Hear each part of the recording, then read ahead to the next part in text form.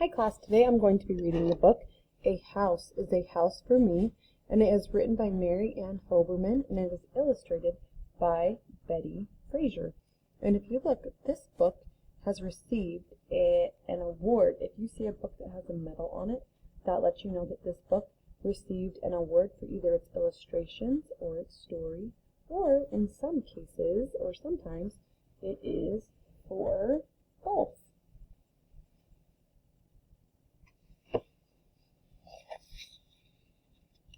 A house is a house for me.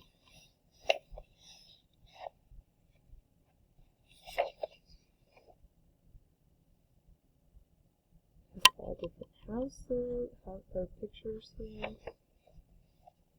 Okay. A hill is a house for an ant.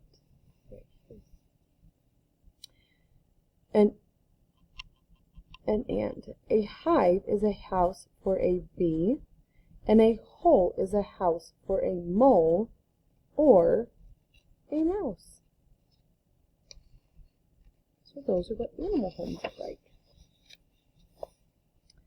A house is a house for me, and that's a tree house. A web is a house for a spider. A bird builds its nest in a tree. There is nothing so snug as a bug in a rug. And a house is a house for me. So look, these two little girls, they built their house out of a cardboard box. And there's dogs that have their house in a cardboard box. A coop, that's a house for chickens. A sty, that's a house for a sow or a pig. A fold, that's where sheep all gather to sleep. A barn, that's a house for a cow. It is also, of course, a house for a horse.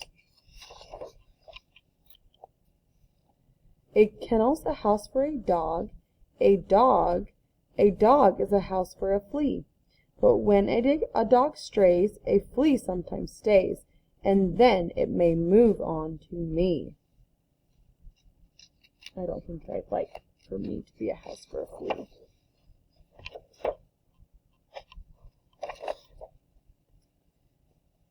Houses for rabbits are hutches.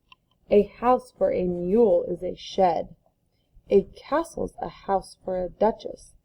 A bedbug beds down in a bed. Ooh, I don't think I'd like to have bedbugs in my bed.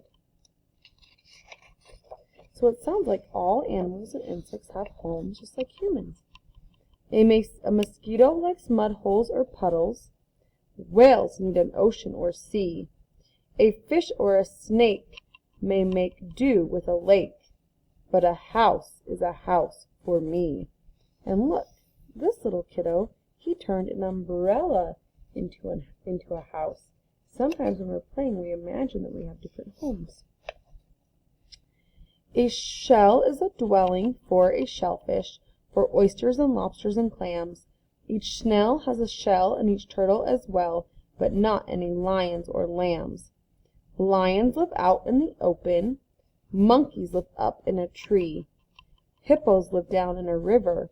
Now what do you know about me? An igloo's a house for an Eskimo. A teepee's a house for a Cree. A pueblo's a house for a Hopi. And a wigwam may hold a Mohi. We talked about wigwams when we talked about Willie the Worm. A garage is a house for a car or a truck. A hangar's a house for a plane.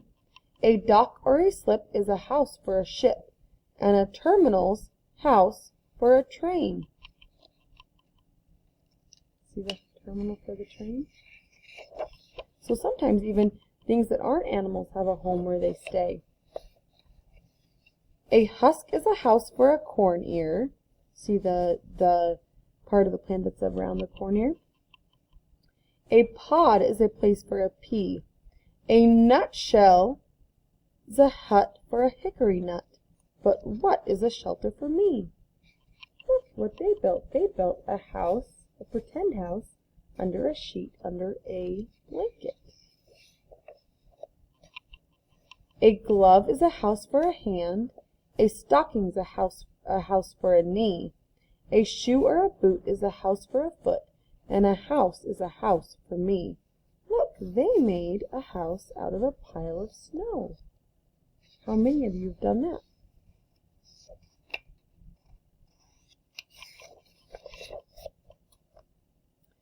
A box is a house for a tea bag.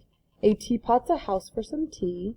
If you pour me a cup and I drink it all up, then the tea house will turn into me. Right? Since you'll have tea inside of the tummy.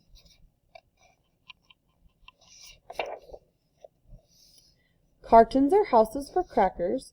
Castles are houses for kings. The more that I think about houses, the more things are houses for things.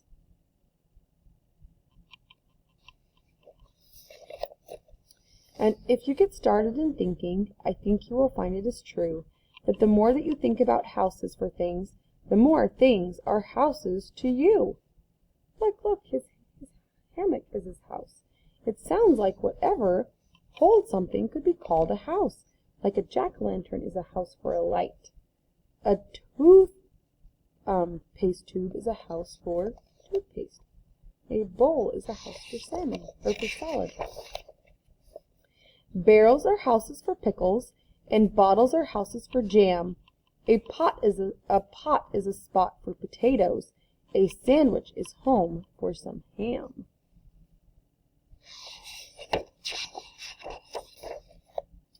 The cookie jar is home to the cookies.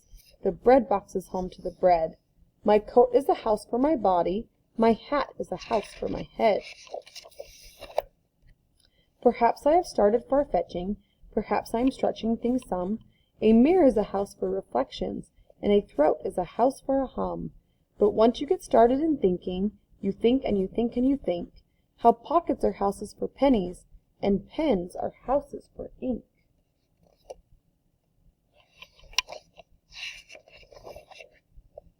How peaches are houses for peach pits, and sometimes are houses for worms. How trash cans are houses for garbage, and garbage make houses for germs. So it's saying that sometimes houses can be, things can be a house for more than one thing, right? So peaches can hold peach pits, but they can also hold worms. And envelopes, earmuffs, and eggshells, and bathrobes and baskets and bins, and rag bags and rubbers and roasters, and tablecloths, toasters, and tins.